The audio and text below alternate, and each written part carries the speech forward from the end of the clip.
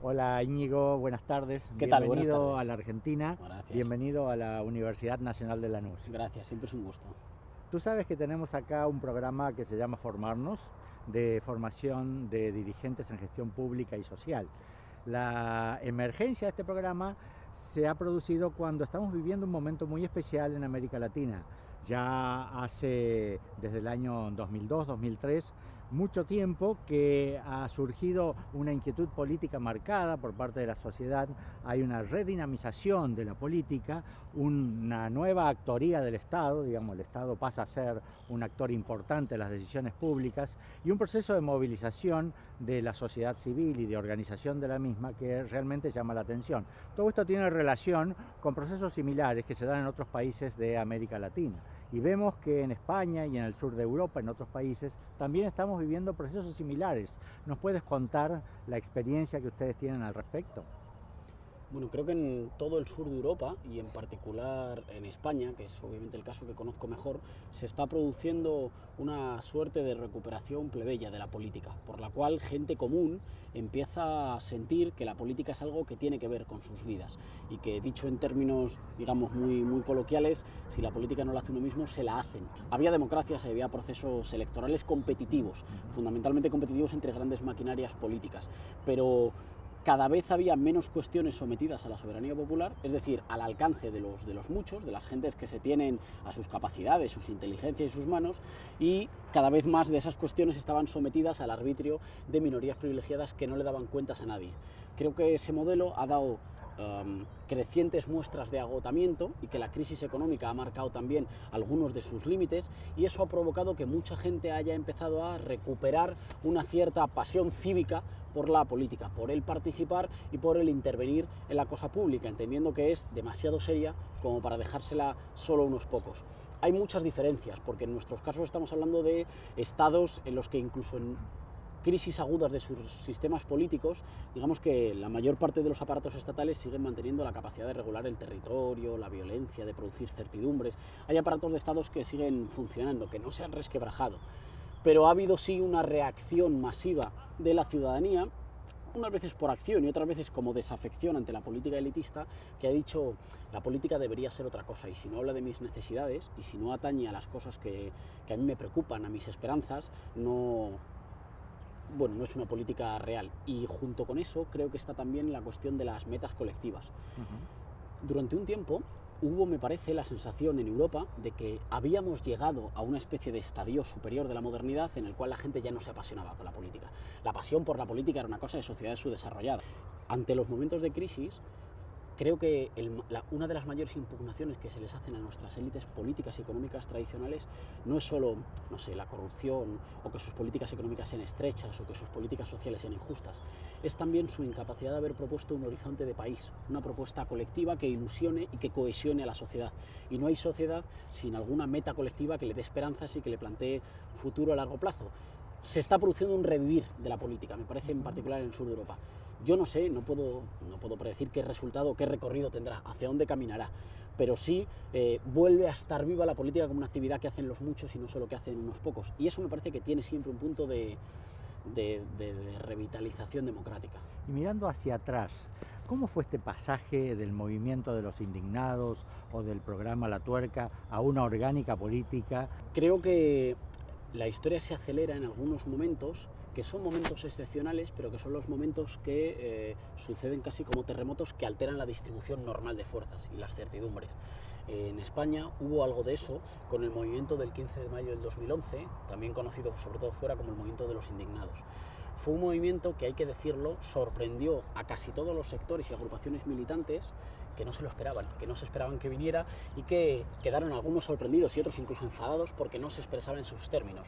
Parece como si hubiera algunos sectores, digamos, tradicionales o más de manual de la izquierda, para los cuales, si se producía una irrupción de masas en la política española que no iba por donde iba el manual, pues peor para las masas, porque la razón la tiene siempre el manual. Y sin embargo se produjo una irrupción en la plaza pública, en el espacio público, de mucha gente que dijo: las cosas no están funcionando bien para gente como yo que hasta ahora miraba la política con con una cierta distancia, y expresaban desconfianza con las organizaciones políticas tradicionales y con las organizaciones económicas y con las instituciones políticas del régimen fundado en 1978. Y dime, ¿qué diferencias tienen con el Partido Socialista? ¿O dónde se ve que existen diferencias al respecto con un partido ya tradicional, institucionalizado? Bueno, creo que esta irrupción fundamentalmente llegó diciendo ha habido un pacto social que se ha roto. El acuerdo de convivencia que nos contenía, todas las sociedades tienen siempre algún tipo de contrato que otorga a quién tiene derecho a qué cosa, reparte roles y distribuye posiciones.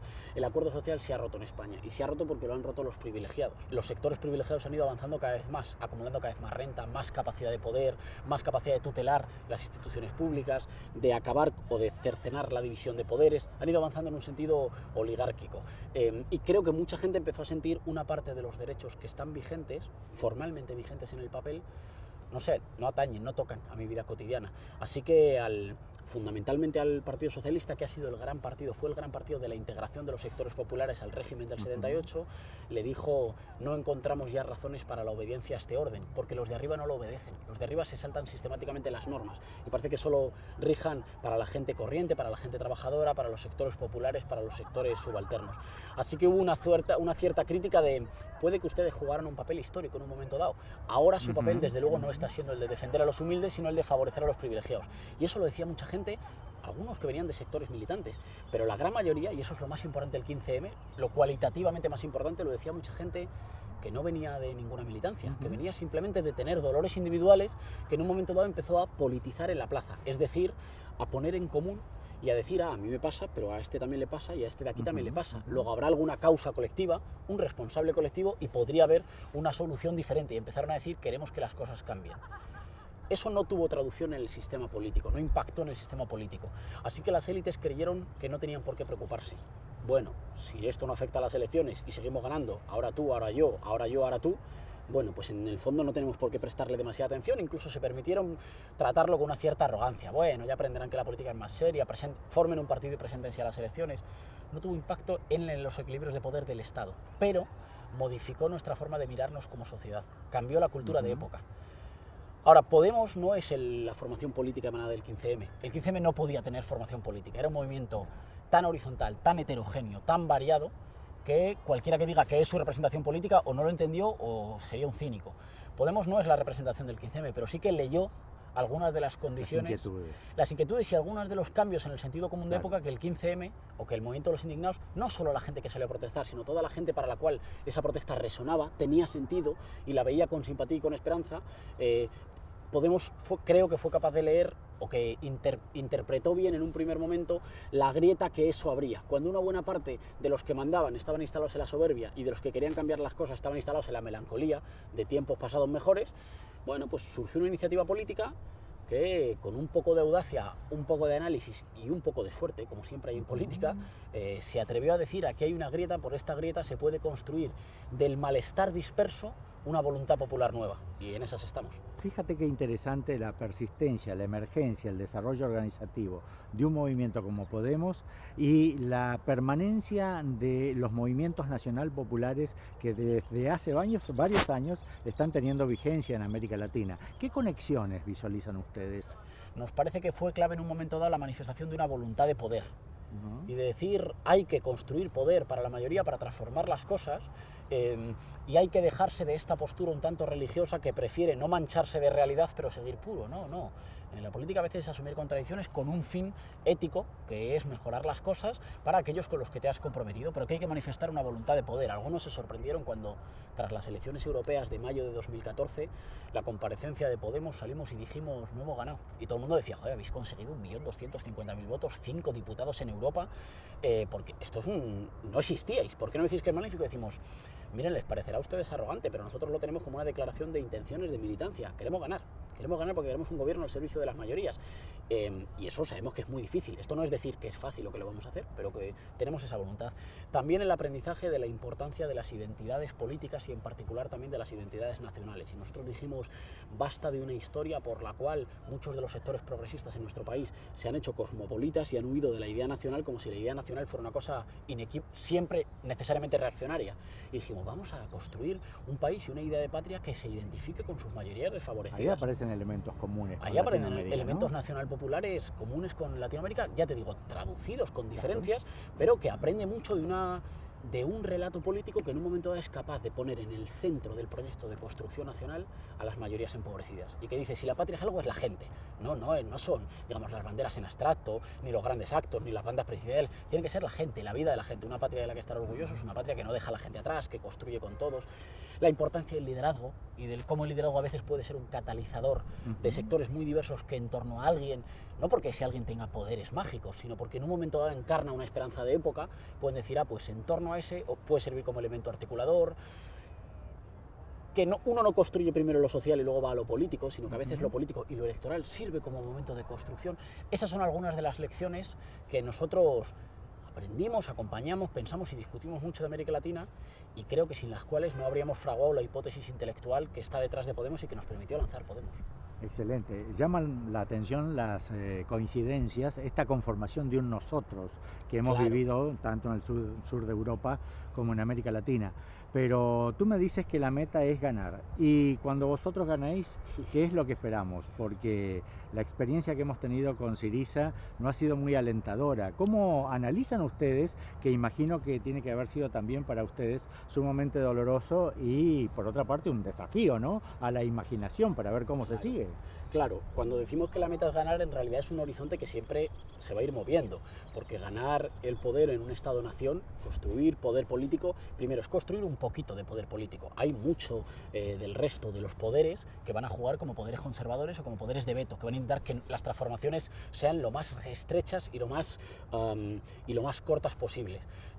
Así que no nos hacemos ilusiones, sabemos que cuando uno conquista el poder, esa frase famosa de Salvador Allende cuando dijo, nosotros hemos ganado el gobierno pero no hemos ganado el poder, y somos conscientes de que eso sucede, y además de que en la Unión Europea el poder de un Estado-nación y de un Estado-nación del sur es muy reducido con respecto a las corporaciones, con respecto al FMI, con respecto a la Troika, con respecto al gobierno alemán, es decir, que es una parte del poder. Así que, si me lo permites, si uno consigue construir una mayoría popular nueva que le hace ganar las elecciones, no es que haya ganado el partido, digamos que acaba de ganarse el derecho a saltar a la cancha, pero ahí empieza en realidad el partido. Ha abierto la posibilidad de una transformación histórica, pero todavía no hay transformación hecha. Ahora, las experiencias de Grecia. Las experiencias de Grecia son experiencias, está siendo una experiencia dramática, muy dura. Un pueblo con una capacidad de resistencia heroica, encajonado en unas condiciones extraordinariamente difíciles y que está siendo sometido a un chantaje brutal. El problema de Grecia no tiene nada que ver con ningún problema económico, es un problema exclusivamente político. Grecia es un 3% del Producto Interior Bruto de la Unión Europea.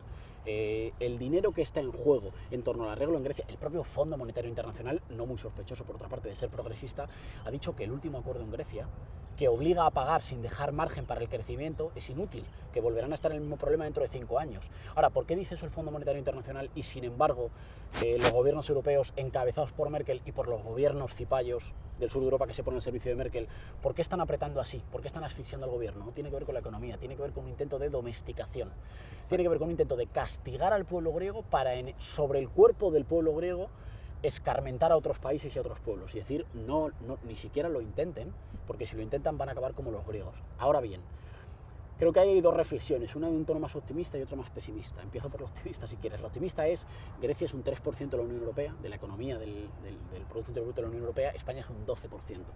Nosotros sospechamos que ha habido un intento de ensañarse en la crueldad contra Grecia, porque saben que contra otros pueblos va a ser más difícil. Así que ha sido un intento de golpear al más débil para intentar amedrentar otros procesos de cambio en marcha. Y que, por tanto, los gobiernos conservadores europeos, y en particular los gobiernos socialdemócratas que se han plegado a la política de los conservadores y a la política más reaccionaria, incluso más racista y más colonial contra Grecia, acaban de clavarle una estaca en el corazón al proyecto de integración europea. Creo que es un proyecto similar a cuando la socialdemocracia europea votó los créditos de guerra y votó que participaba en la Primera Guerra Mundial, haciéndose daño como proyecto y haciendo daño a sus propios pueblos, votando contra sus pueblos y haciéndole daño a la propia idea de integración europea. Ahora, es verdad que la crisis griega demuestra también los límites de la llegada al poder en un contexto no revolucionario, digamos, con la construcción de una mayoría electoral sometida a muchos cercos, a muchos poderes que tutelan, que amenazan, que chantajean a un gobierno legítimo, y también a muchos cercos internacionales que han puesto al gobierno en una situación extraordinariamente difícil. Nosotros creemos que la dialéctica, digamos, de buenos y malos o de traidores y de honrados militantes no sirve para entender las cosas, porque es una dialéctica que siempre, cada vez que hay un fracaso, dice, es que llegó alguien y traicionó. Así que parece que una dialéctica casi religiosa. Bueno, habrá un día en el que se haga el bien, no habrá nadie que traicione y las cosas funcionarán bien. Hay que explicarse también en qué condiciones de extrema dificultad ha fallado o se ha encontrado el gobierno griego. Esto no para justificar, pero sí para entender qué es lo que ha pasado. No, es clarísimo. Nosotros en América Latina tenemos una larga experiencia con los golpes militares, y ahora que no hay golpes militares, que se hace más fácil, tenemos golpes mediáticos, tenemos golpes financieros, judiciales, tenemos golpes financieros, y sabemos que realmente es una lucha muy difícil, donde hay levantadas y recaídas, y creo que vosotros en Europa están viviendo algo parecido, ¿no? Y creo que está en desarrollo. Estamos viviendo unas primeras batallas dramáticas, pero de un ciclo más largo. La crisis en Europa va para largo. Europa tuvo sentido en un momento dado porque para mucha gente era un referente de democracia y de pluralismo, de prosperidad y de protección social o de estado del bienestar. Y este proyecto económico se está cargando la soberanía, este proyecto de integración europea está destruyendo la soberanía de los pueblos. Parece que es incompatible ser un país soberano y estar en la Unión Europea, por lo menos si eres del sur. Está destruyendo la protección social y está destruyendo claramente la prosperidad con una política suicida de la crisis que se mantiene porque los acreedores ganan mucho con las situaciones de crisis, que a lo mejor deberíamos mirar más a países hermanos, pero mirar esta vez, diría, no para enseñar, ni para saquear, ni para intentar lucrarnos de la riqueza colectiva que luego es privatizada, sino para intentar mirar, digamos, para un desarrollo compartido, cooperado, dialogado, también para aprender de cosas, también para aportar experiencias. Sí, que creo que somos países del sur de Europa que creo que todavía no nos hemos asumido como sur. Somos europeos, pero somos el sur de Europa, y eso tiene peso, y eso es incluso creo que tiene connotaciones geopolíticas e identitarias, y creo que haríamos bien en asumirnos como sur, como mediterráneos, y en nuestro caso también pensando en las experiencias de transformación, con sus dificultades, con sus contradicciones, con sus cosas que no son aplicables y con las que a lo mejor sí nos pueden servir de referencia, de los procesos de transformación democrática en América Latina. Bueno, estamos hablando desde el programa Formarnos. Una última pregunta que quisiera hacerte. ¿Cómo ves tú el proceso de formación de dirigentes? Para nosotros es un desvelo, una actividad permanente que nos estamos proponiendo hacer desde la Universidad Nacional de Lanús, con un número grande de otras universidades nacionales, universidades públicas nacionales, que hemos salido de la concentración hacia adentro para ofrecernos al conjunto de la comunidad. Creemos que en esta dinamización de la política es fundamental contar con nuevos cuadros, con nuevos dirigentes. Entendemos que ustedes viven algo parecido. Creo que hay dos cosas por lo menos que me parecen extraordinariamente interesantes de la experiencia. En primer lugar, estamos hablando de un cambio en el enfoque del rol de las universidades. Unas universidades que asumen explícitamente somos universidades públicas y tenemos que devolverle a la sociedad lo que la sociedad nos da. La sociedad nos da recursos, nos da horas, nos da estudiantes, nos da terrenos, para que produzcamos un bien público, que es la formación, la educación, la ciudadanía, toda una serie de capacitaciones que nos permitan ser un país mejor, pero hay que devolvérselos y hay que volcárselos, no mirándose solo hacia adentro, sino también mirando qué necesidades tiene el país, cuáles son los desafíos, cuáles son los retos, hacia dónde deberíamos enfocar una parte de nuestro trabajo para serle más útil a la comunidad que nos nutre, que nos sostiene. Me parece que ese cambio de enfoque hace que las universidades no sean solo públicas en el sentido de que sean gratuitas o de que sean de titularidad estatal, sino que también sean públicas como una vocación popular de servicio hacia afuera. Y en segundo lugar, estamos hablando quizás del espinazo, de la columna vertebral de los procesos de transformación política. Uno de los escollos o de las tareas en los que los procesos de cambio político de signo progresista, de signo democrático, de signo popular suelen tropezar más a menudo, que es la forma de construir el relevo.